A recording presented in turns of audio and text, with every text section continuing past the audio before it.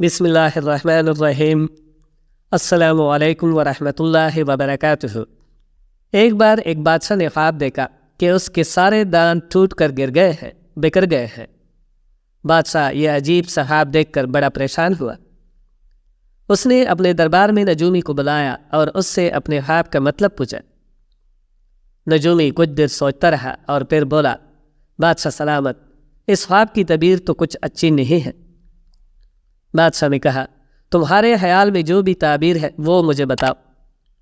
نجومی نے کہا، بادشاہ سلامت، اس خواب کے مطابق آپ کی فیملی کے سارے لوگ ایک ایک کر کے آپ کی آنکھوں کے سامنے مریں گے۔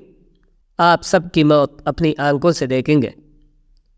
بادشاہ یہ سن کر بڑے غصے میں آ گیا۔ اس نے فرمان جاری کیا کہ اس نجومی کو قید خانے میں ڈال دیا جائے۔ اگلے دن بادشاہ نے ایک اور نجومی کو بلایا اور اس سے بھی وہی خواب سنا کر اس کی تعبیر پوچھی۔ نجومی بڑا سمجھدار تھا۔ اس نے کہا، بادشاہ سلامت، آپ کے خواب کی تعبیر تو بہت اچھی ہے۔ اس خواب کے مطابق آپ کی عمر آپ کی فیملی میں سب سے لمبی ہوگی۔ بادشاہ یہ سن کر خوش ہو گیا اور نجومی کو ملامال کر دیا۔ دوستو، اگر دھیان سے سوچے تو دونوں نجومیوں کی باتوں کا مطلب تقریباً ایک ہی تھا، لیکن بات کہنے کا طریقہ دونوں کا الگ تھا۔ بات کہنے کا طریقہ بات سے زیادہ اہم ہوتا ہے۔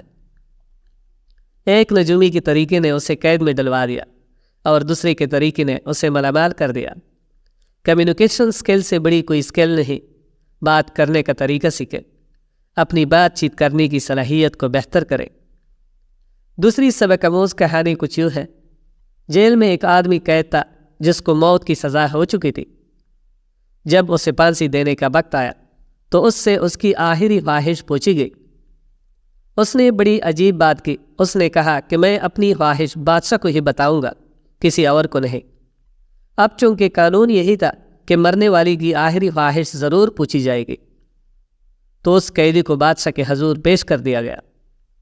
قیدی نے کہا، بادشاہ سلامت، میرے پاس ایک بہت قیمتی ہنر ہے۔ میں تو اب مرنے والا ہوں۔ اگر میں مر گیا تو میرا یہ ہنر میرے ساتھ ہی دفن ہو جائے گا۔ بادشاہ نے پوچھا، ہنر کیا ہے؟ قیدی نے کہا، بادشاہ سلامت، میں گھوڑے کو اڑانا سکھا سکتا ہوں۔ میری خواہش ہے کہ میں آپ کے خوبصورت گھوڑے کو ہوا میں اڑنا سکھا دوں تاکہ آپ اس پر بیٹھ کر آسمان کی سیر کر سکیں۔ بادشاہ اور اس کے دربار میں موجود سب لوگ یہ بات سن کر حیران ہو گئے۔ ایک گھوڑا بھلا کیسے ہوا میں اڑ سکتا ہے؟ اس قیدی نے مزید کہا، بادشاہ سلامت، مجھ پر یقین کیجئے، اگر میں ایسا نہ کر سکا تو بے شک میری گردن اڑا دیجیے گا۔ بادشاہ کچھ دیر سوچتا رہا، پھر بولا، ٹھیک ہے، میں تمہیں اپنا ہنر آزمانے کا ایک موقع دے دیتا ہوں۔ گھوڑے کو ٹرین کرنے کے لیے تمہیں کتنا ٹائم چاہیے ہوگا؟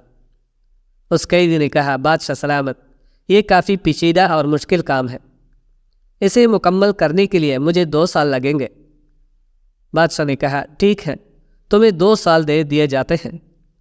تم کل سے ہی اپنا کام شروع کر دو۔ وہ قیدی جب قید خانے میں واپس آیا، اپنا سامان وغیرہ اٹھایا۔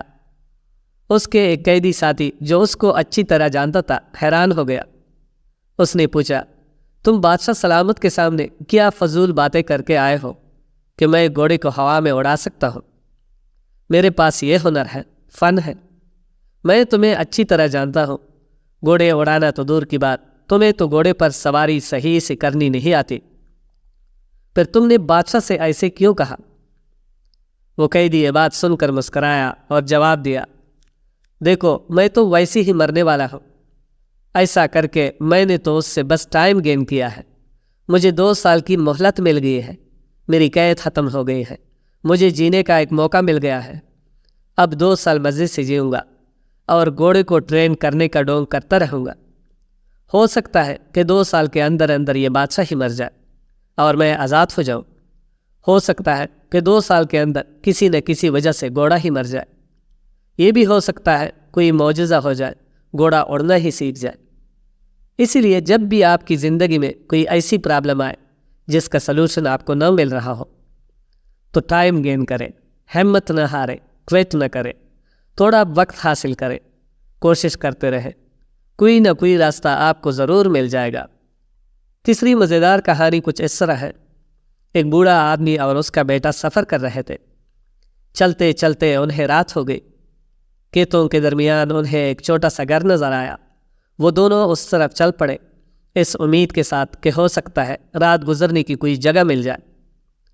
کھیت بالکل ویران پڑے تھے، لگتا تھا کہ ایک لمبے عرصے سے کسی نے ان میں ہل ہی نہیں چلایا تھا، ان کی دیکھ بھال ہی نہیں کی تھی۔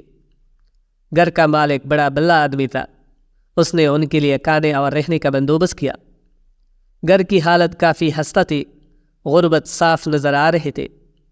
بوڑھے مسافر نے ان سے پوچھا، کیا آپ لوگ اپنا گزر بسر کیسے کرتے ہیں؟ کیا پیشہ ہے؟ گھر کے مالک نے جواب دیا، ہمارے پاس ایک بھینس ہے، صبح اور شام اس کا دودھ دوتے ہیں، کچھ ہم خود پی لیتے ہیں اور باقی بیچ دیتے ہیں، اس طرح ہمارا گزارا چل رہا ہے۔ بوڑھے مسافر نے پوچھا، یہ کھیت کس کے ہیں؟ اس آدمی نے کہا، یہ کھیت ہماری ہی ہے۔ بوڑھا مسافر بہت حیران ہوا لیکن خاموش رہا۔ وہ سمجھ گیا تھا کہ بھینس نے ہی ان لوگوں کو سست اور کاہل بنا دیا ہے۔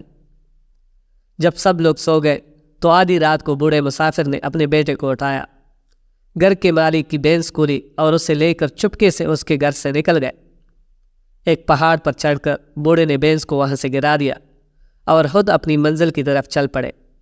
کئی سالوں بعد بوڑھے مسافر کے بیٹے کا، جو اب جوان ہو چکا تھا، وہاں سے دوبارہ گزر ہوا۔ اس کے دل میں یہ افسوس تھا کہ ہم لوگوں نے ان کی بھینس گرا دی تھی، وہ پہلی ہی غریب تھے، پتہ نہیں اب کیسے گزارا کرتے ہوں گے۔ وہ وہاں پہنچا تو اس نے دیکھا کہ وہاں ایک بڑا پلوں کا باغ ہے جس میں طرح طرح کے پھل لگے ہوئے ہیں، اور اس کے ساتھ ہی ایک بڑا اور خوبصورت گھر بنا ہوا ہے۔ وہ لڑکا جا کر اس گھر کے مالک سے ملا اور پوچھا کہ تمہاری حالت کیسے بدل گئی، اتنا امیر کیسے ہو گئے؟